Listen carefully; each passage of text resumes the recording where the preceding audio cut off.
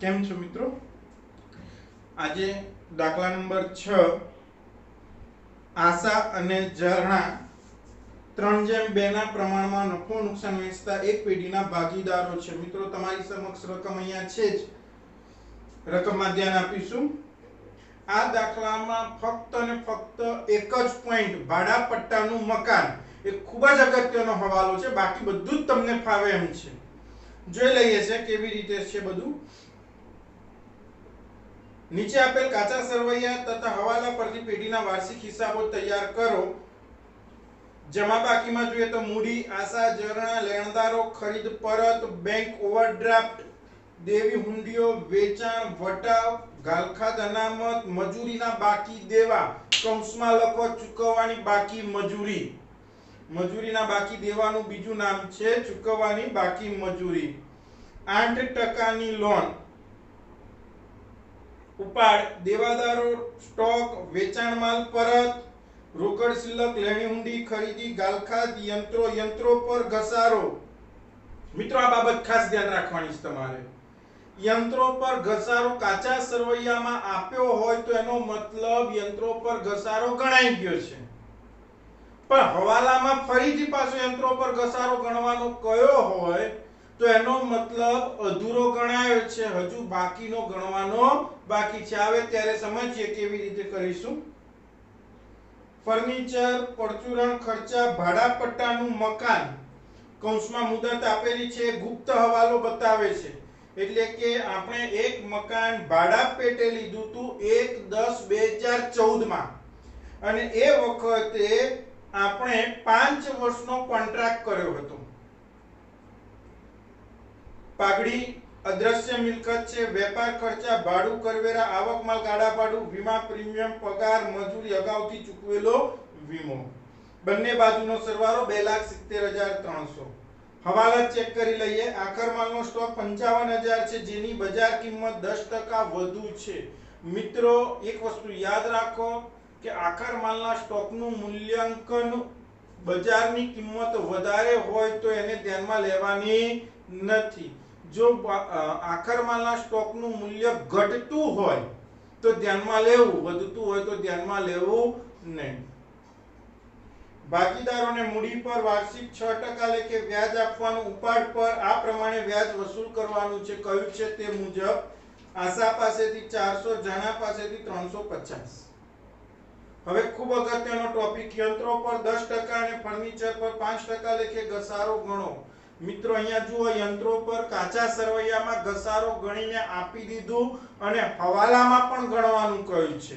એનો મતલબ કાચા સરવૈયામાં જે આપેલો છે તે અધૂરો ગણેલો છે, એટલે એને પાછો મિલકતમાં ઉમેરી દેવો પડશે. એટલે મિલકતની મૂળ કિંમત ઘસારો ગણ્યા પહેલાની કિંમત મળશે. અને હવાલામાં કહ્યું છે તે પ્રમાણે આખા વર્ષનો ફરીથી ગણીશું. યાદ રાખજો આ ટોપિક. ફરીથી રિપીટ કરું છું.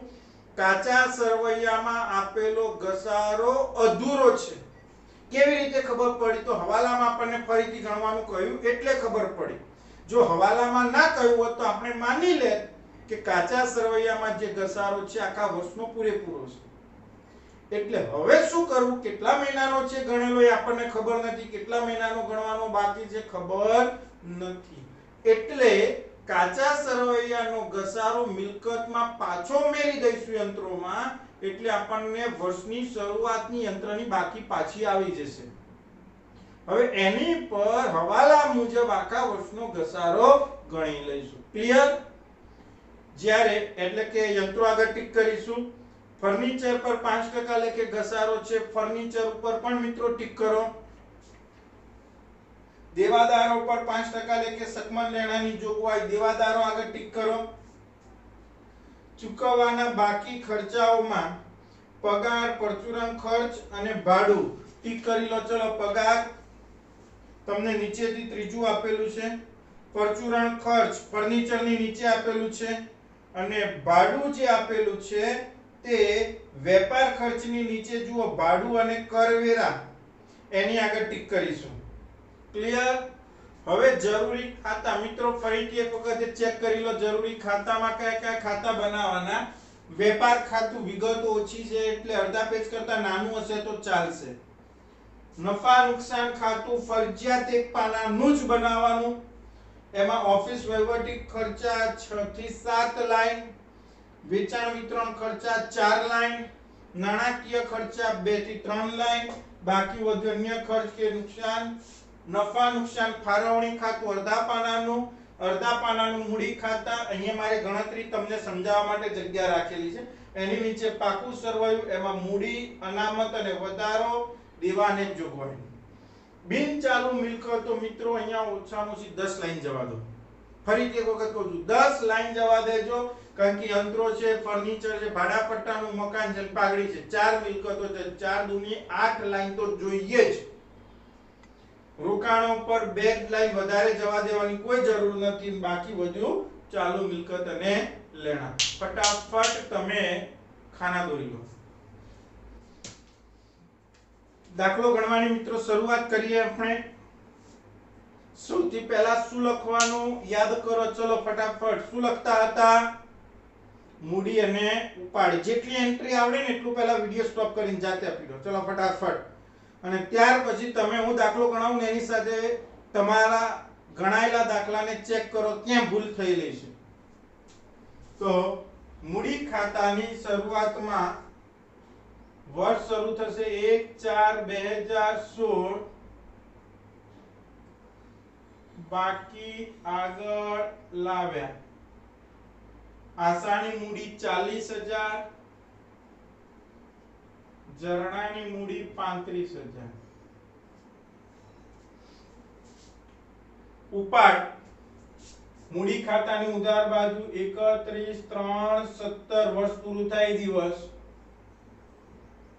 ઉપાડ ખાતે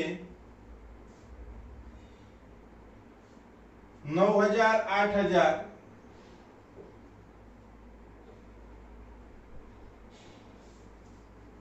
લખાઈ ગયો મિત્રો. મૂડી અને ઉપાડ. હવે ગમે તે એક બાજુની વિગત શરૂ કરો. જમા બાજુની વિગત ઓછી છે એટલે એનેથી શરૂઆત કરીએ. તો લેણદારો દેવા તરીકે હવાલો નથી 12ની બાજુ. લેણદારો 35,000. ખરીદ પરત. હવે જુઓ વેપાર ખાતામાં આ ફોર્મેટ પહેલેથી મૂકી દઈએ છીએ. એમાં ખરીદ પરત ખરીદીમાંથી બાદ કરેલું છે 1500 રૂપિયા લખવાના. બેંક ઓવરડ્રાફ્ટ આપણે 11માં મિત્રો શીખી ગયા છીએ. બેંક ઓવરડ્રાફ્ટ એટલે બેંક પરત્વેનું દેવું, એટલે એક પ્રકારની લોન જ કહેવાય. એટલે પાકા સરવૈયામાં દેવા તરીકે બેંક ઓવરડ્રાફ્ટ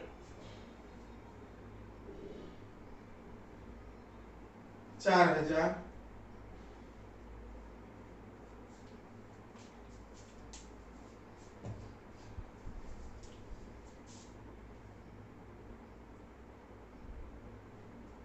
દેવી હુંડી દેવું કહેવાશે 8,000. દેવી હુંડી 8,000. વેચાણ 1,30,000.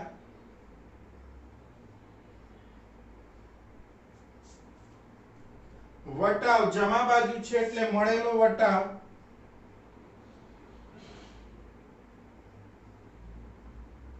150. ગાલખાદ અનામત મિત્રો આ દરેક દાખલામાં પોઈન્ટ આવે છે. આ તો આવડવું જ જોઈએ. હવે 4 પોઈન્ટ લખવાના. ફોર્મેટ ઉતારો. ગાલખાદ કાચા સરવૈયાનું વત્તા ગાલખાદ હવાલાનું વત્તા ગાલખાદ અનામત હવાલાનું. એક લાઈન જવા દઈને બાદ ગાલખાદ અનામત કાચા સરવૈયાનું. તો આપણને કાચા સરવૈયામાં આપેલું છે 650.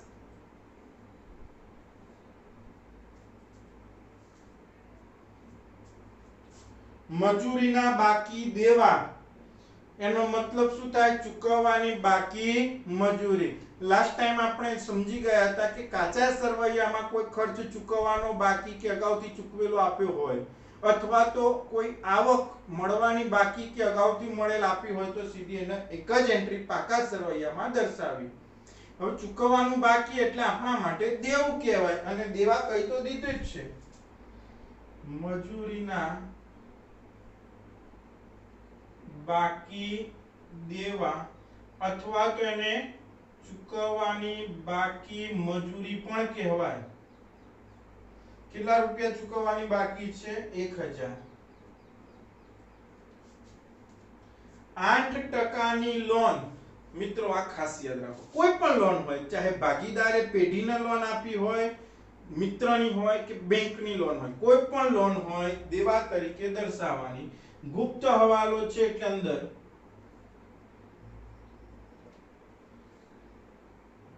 $15,000. વ્યાજનો ગુપ્ત હવાલો છે, યાદ રાખો કહ્યું હતું મેં તમને કે કોઈ પણ બાકીની સાથે ટકા, તારીખ, વિગત, મુદત આવું કંઈ પણ આપ્યું હોય તો એની ઉપર ગુપ્ત હવાલો છે તેવું માની લેવું. ચલો ઉધાર બાજુની વિગતમાં ઉપાડ આવી ગયો. દેવાદારો 45,000. હવાલો છે, એક જ લાઈન જવા દેજો, એક હવાલો છે. દેવાદારો 45,000.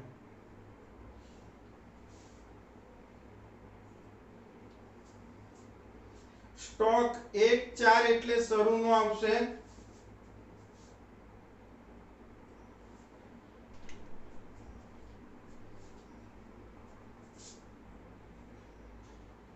$25,000. વેચાણ માલ પરત 1,000. હવે વેચાણ ઉપર હવાલો છે, જોઈ લો, હોય તો અંદર, નહીં તો બહાર. નથી ને એટલે બહારની બાજુ 1,29,000. રોકડ શિલ્લક મિલકતમાં આવશે, ચાલુ મિલકતમાં 1,000. રોકડ શિલ્લક 1,000. લેણી હુંડી ચાલુ મિલકત 7,000.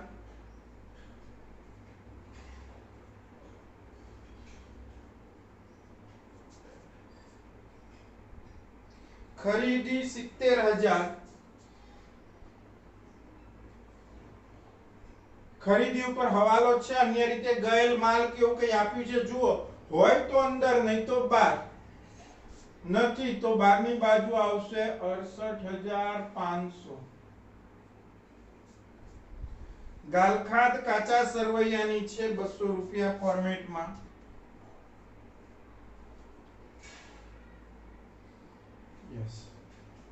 યંત્રો, મિત્રો આ બાબત ફરીથી એક વખતે સમજી લો. યંત્રો 18,250.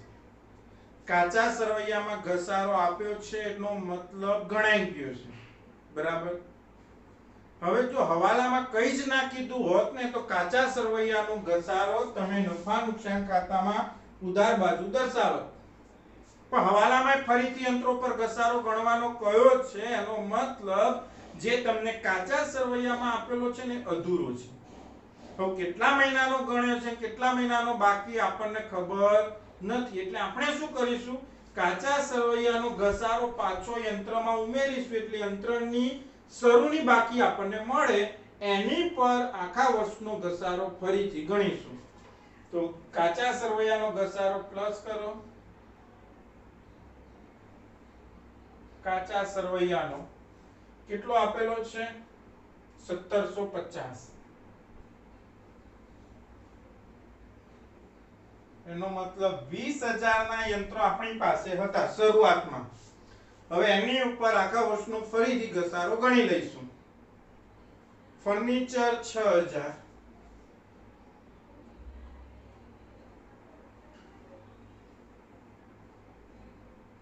હવાલો છે.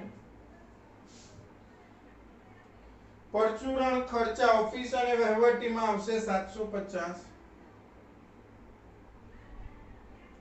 હવાલો છે અંદરની બાજુ. ભાડા પટ્ટાનું મકાન. ભાડા પટ્ટાનું મકાન એટલે ભાડે રાખેલી મિલકત ચાલુ મિલકત બિન ચાલુ મિલકતમાં આવશે. ભાડા પટ્ટાનું મકાન કેટલા રૂપિયાનું છે? 7000. હવાલો છે ગુપ્ત હવાલો અંદરની બાજુ લખીશું. પાઘડી અદ્રશ્ય મિલકત પણ કેવી? બિનચાલુ મિલકત છે એટલે એ પણ અંદર જ લખીશું 36000.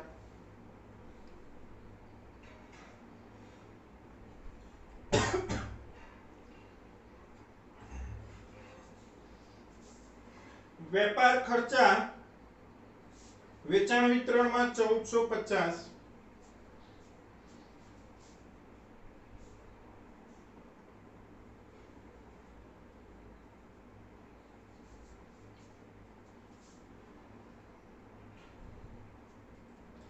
ભાડું અને કરવેરા 5000. ઓફિસ અને વહીવટીમાં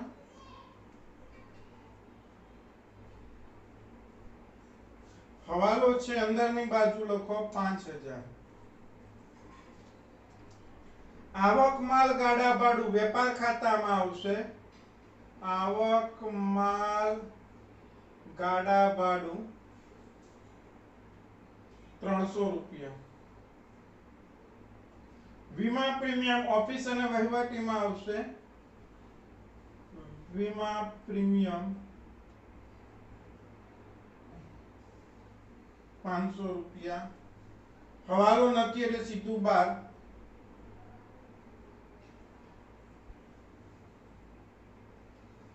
પગાર ઓફિસ અને વહીવટીમાં અંદર જ આવશે. હવાલો છે 12000. મજૂરી વેપાર ખાતામાં હવાલો નથી એટલે સીધું 12 ની બાજુ 15000. અગાઉથી ચૂકવેલો વીમો અગાઉથી ચૂકવ્યું છે એટલે આપણા માટે અગાઉથી ચૂકવેલો ખર્ચ આપણું લેણું કહેવાય એટલે પાકા સરવૈયામાં મિલકત લેણા બાજુ અગાઉથી ચૂકવેલ વીમો 100 રૂપિયા.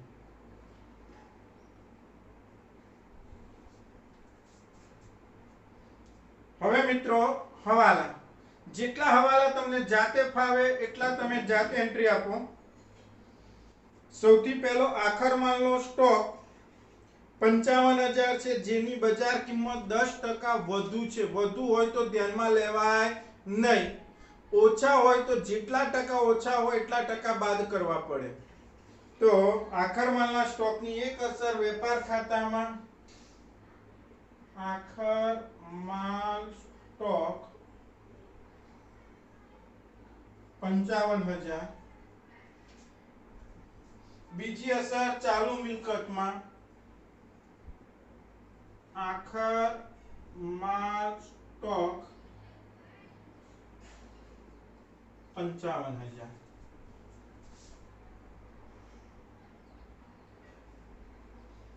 ભાગીદારોને મૂડી પર વાર્ષિક 6% વ્યાજ આપવાનું છે.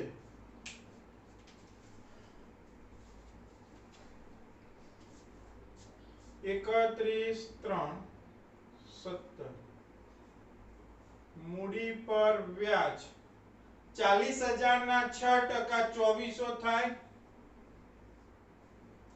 જ્યારે 35000 ના 6% લેખે 2100 રૂપિયા થાય.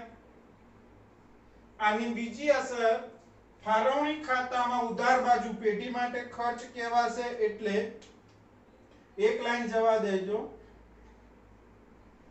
મૂડી પર વ્યાજ આશા 2400 જરણા 2100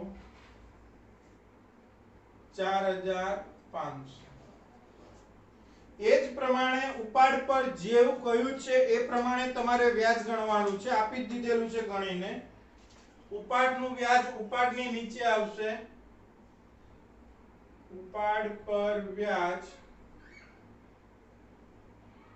આશા 400 જરણા 350. બીજી અસર ફાળવણી ખાતામાં જમા બાજુ પેઢી માટે આવક છે એટલે એક લાઈન જવા દેજો. ઉપાડ પર વ્યાજ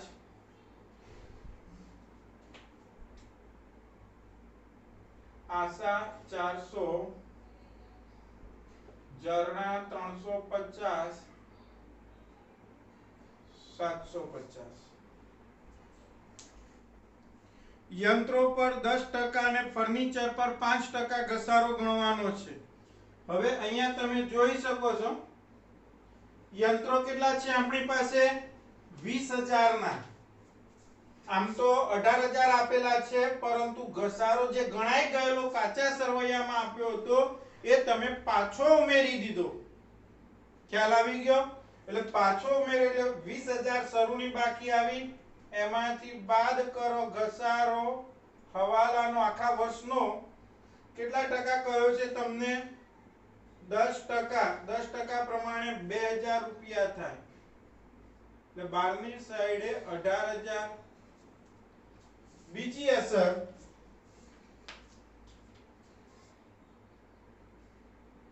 યંત્રો પર ઘસારો.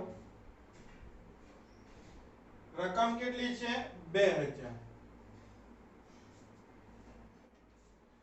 ફર્નિચર પર 5% લેખે ઘસારો ગણવાનો છે. હવે ફર્નિચરની કિંમત તમને કેટલી આપેલી છે? 6000.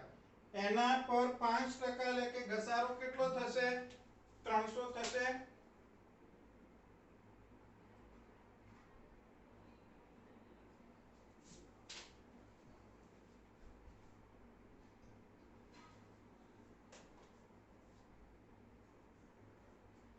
એટલે 12 ની બાજુ આવશે 5700.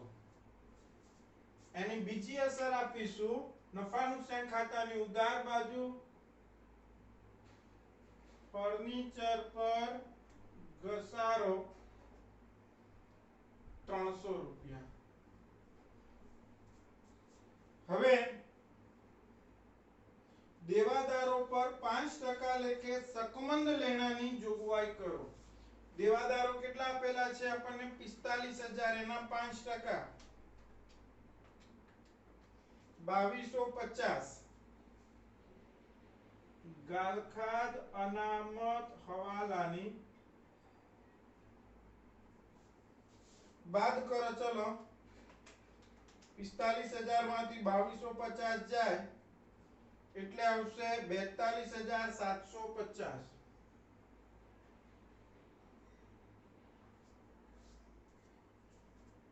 બીજી અસર ગાલખાદ અનામત હવાલાની.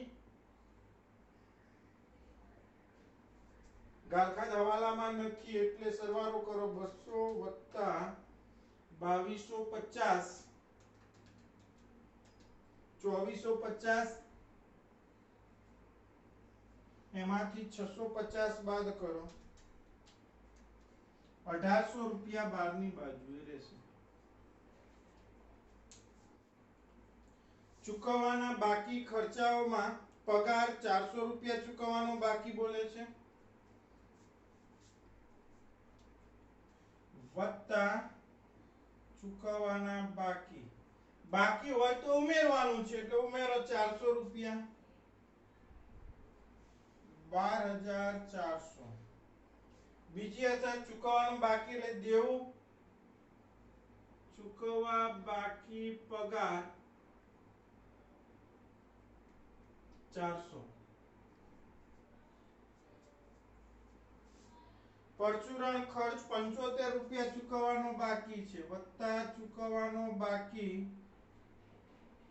75 રૂપિયા 825 થાય. બીજી અસર બાકી એટલે દેવું. ચૂકવવા બાકી પરચુરણ ખર્ચ 75 રૂપિયા. ભાડું 150 છે, વત્તા ચૂકવવાનું બાકી 150 5150. બીજી અસર ચૂકવવાનું બાકી ભાડું 150 રૂપિયા. મિત્રો મિત્રો રેગ્યુલર હવાલા પૂરા થયા, હવે ગુપ્ત હવાલા બે આપણને જે કયા છે તે ગુપ્ત હવાલા જોઈએ. બોર્ડની પરીક્ષામાં આ પ્રકારનો દાખલો પૂછાઈ ગયેલો છે અને આવા જ પૂછાશે તમારા દાખલા, જ્યાં 4 કે 5 રેગ્યુલર હવાલા હશે અને એકાદ બે ગુપ્ત હવાલા હશે. પહેલો ગુપ્ત હવાલો જમા બાજુ જોઈએ તો 8% લોન જે આપેલી છે તે. ગણતરી ના સમજાય તો લખતા રહેજો. 8% લોન કેટલા રૂપિયાની હતી? 15,000. હવે કઈ તારીખે લોન લીધી? લોનની તારીખ જુઓ મિત્રો, 1/11/2016 એ દિવસથી વ્યાજ ગણાય. 1/11/2016 થી આપણું વર્ષ ક્યારે પૂરું થાય છે? અહીંયા જુઓ 31/3/2017. કેટલા મહિના થયા? તો 11મો મહિનો આખો લાગુ પડશે. 1/11 છે એટલે 11મો, 12મો, પહેલો, બીજો ને ત્રીજો. 5 માસ, 5 મહિનાનું તમારે વ્યાજ ગણવાનું છે. તો હવે અહીંયા જોઈએ તો 5 માસનું વ્યાજ બરાબર 15,000 રૂપિયાની લોન હતી.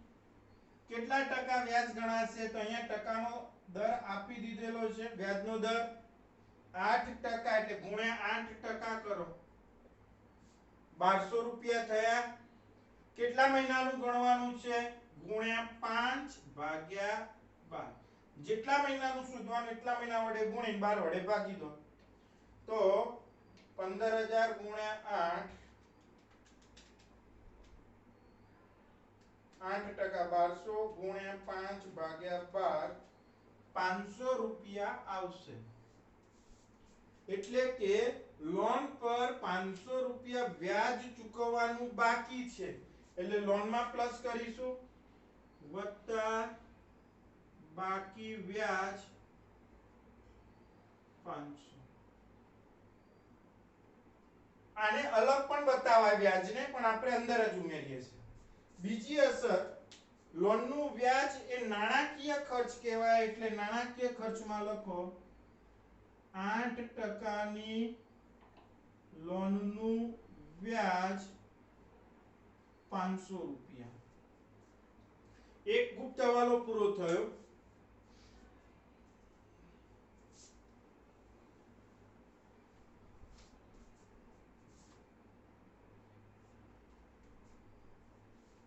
હવે બીજો ગુપ્ત હવાલો ખૂબ અગત્યનો છે અને એક જ દાખલો આવો બુકમાં પણ એક આપેલો છે અને એક પેમ્પલેટમાં છે, બોર્ડમાં પૂછાઈ પણ ગયેલું છે. ભાડા પટ્ટાનું મકાન. ભાડા પટ્ટાનું મકાન. મેં તમને વાર્ષિક હિસાબોનું ફોર્મેટની જે ઝેરોક્સ પહેલા મોકલેલી હતી ને, આપણે ચેપ્ટર શરૂ કર્યું એ પહેલા, ત્યારે આ બાબતને સમજાવેલી છે. જોઈ લેજો એક વખતે, ન સમજાય તો. આ ગુપ્ત હવાલો છે. 1/10/2014 થી 5 વર્ષ માટે ભાડા પટ્ટાનું મકાન લીધું છે.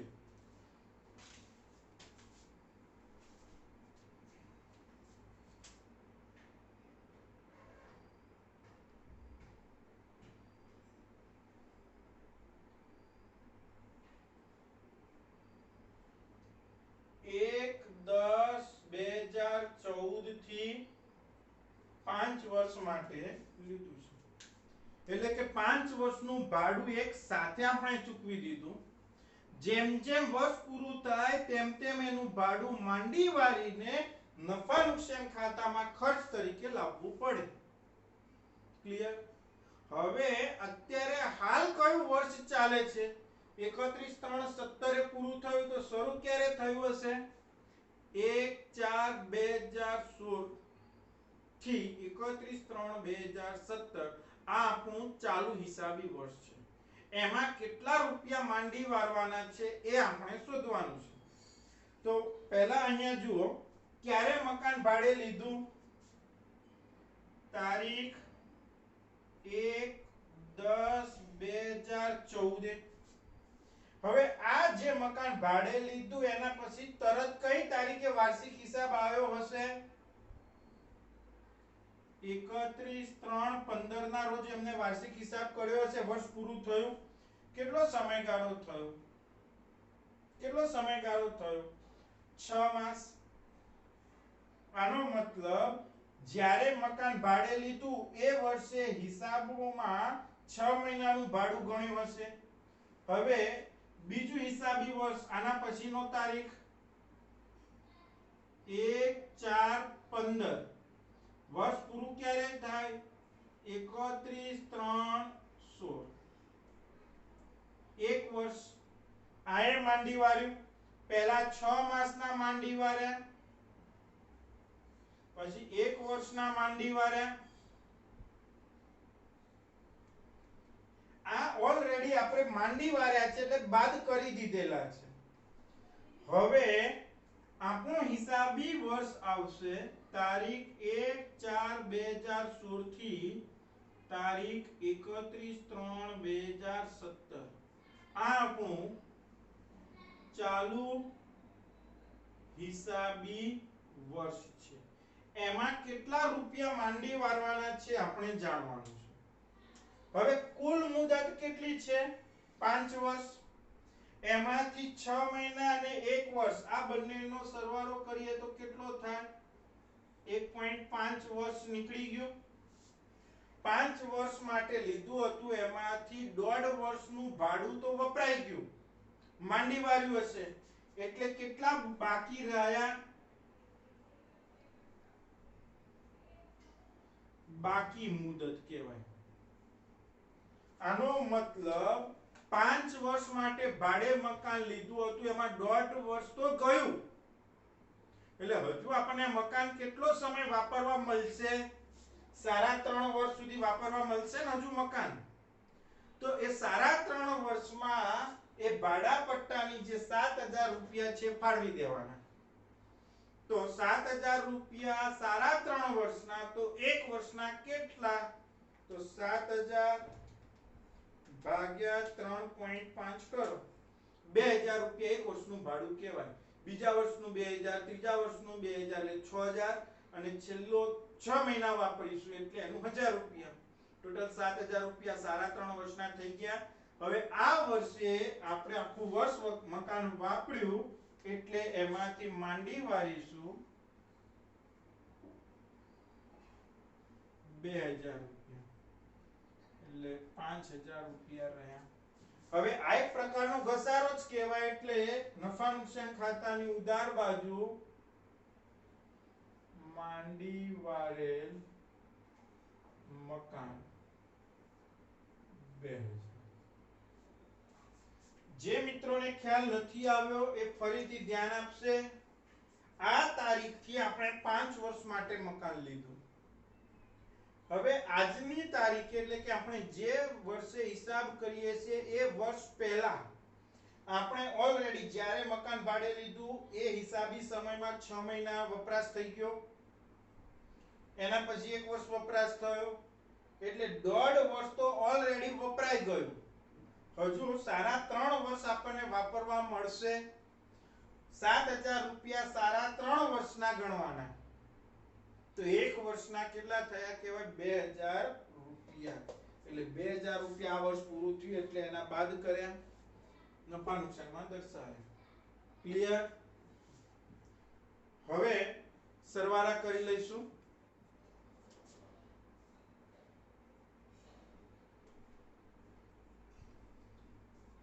વેપાર ખાતામાં 1,29,000 જમા બાજુ વત્તા 55,000 1,84,000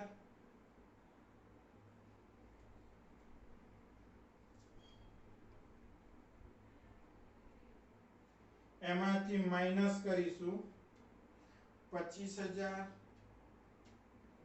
68,500 300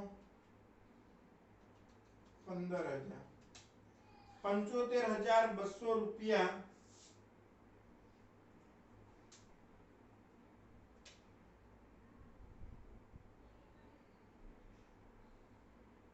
આને કહેવાય કાચો નફો, જમા બાકી છે એટલે. આની બીજી અસર અહીંયા આપવાની કાચો નફો 75,200. હવે મિત્રો એક નજર નાખો કઈ બાજુમાં નફા નુકસાનનો સરવાળો મોટો લાગે છે, તો મને જમા બાજુનો જ સરવાળો મોટો લાગે છે. 75,200 + 75,350 રૂપિયા.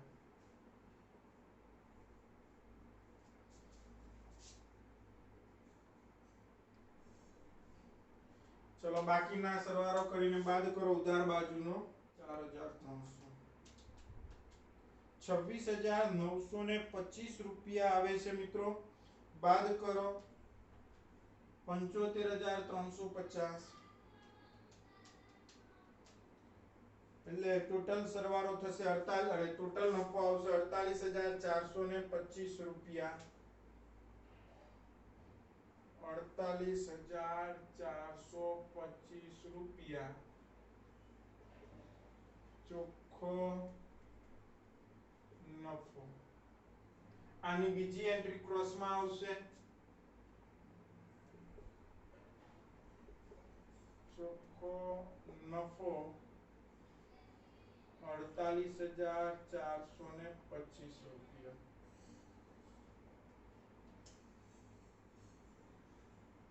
વહેંચણી પાત્ર નફો શોધી લો. ચલો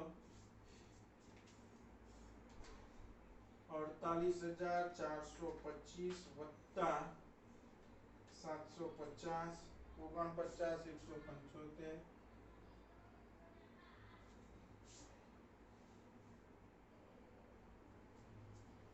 માઇનસ 4,500 44,675. આને કહેવાય વહેંચણી પાત્ર નફો. આ નફો કોની વચ્ચે વહેંચવાનો છે? આશા અને ઝરણા. હવે મિત્રો દાખલામાં જુઓ તમને પ્રમાણ આપેલું છે, કયા પ્રમાણમાં વહેંચવાનો છે કહી દીધેલું હશે. કયું પ્રમાણ છે જુઓ તો 3:2 એટલે 3 ને 2 5 થાય. 3:2 નું પ્રમાણ 44,675 ભાગ્યા 5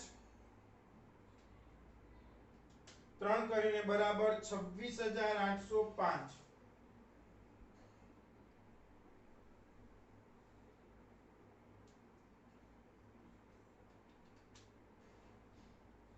ગુણ્યા 2 કરીને બરાબર કરો 17,870.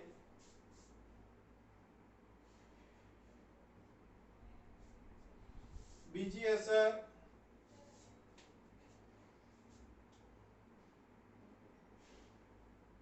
વહેંચણી પાત્ર નફો 26,805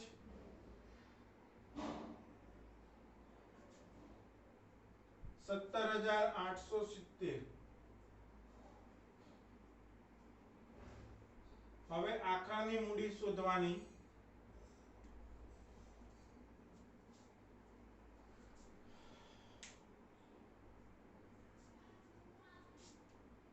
₹40,000 2400 26,805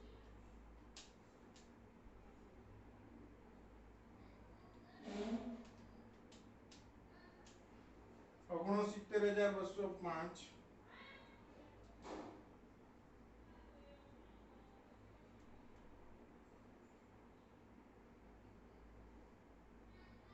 69,205 માંથી 9,400 બાદ કરો 59,805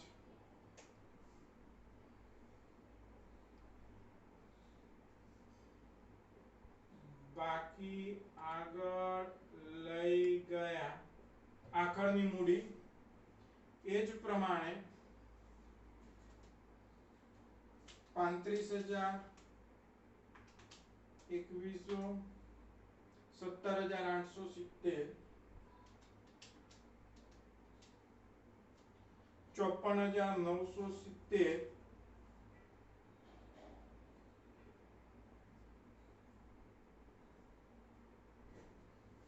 બાદ કરો ચલો 8,350 46,620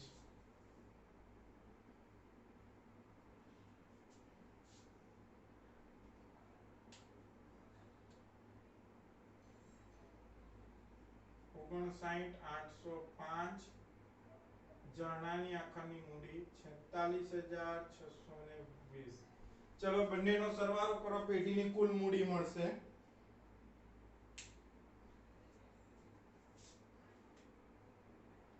59,805 1,06,425 1,06,425 વત્તા 35,000 1,70,550 1,70,550 મિલકત ને આ બાજુ જોઈ લઈશું 18,000 5,700 5,000 36,000 42,750 7 ને 8,000 100 55,000 1,70,550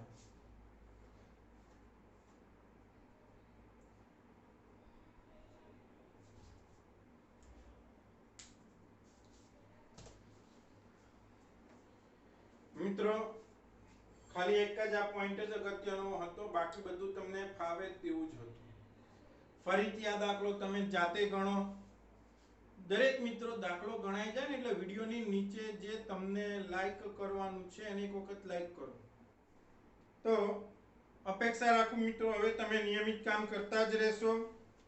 મારી એડવાન્સમાં તમારું કામ ચાલુ રાખો. દાખલા નંબર 7 નેહા અને માનસી મોસ્ટ આઈએમપી દાખલો છે, જાતે ગણી લેશો. કાલે હું ગણાવવાનો તો શું જ, તમારે ચેક કરવા બેસવાનું કે આપણે ક્યાં ભૂલ કરી છે. અને જો જવાબ આવી જાય તો 8મા નંબરનો જય અને વિજયનો દાખલો તમારે જાતે ગણવાનો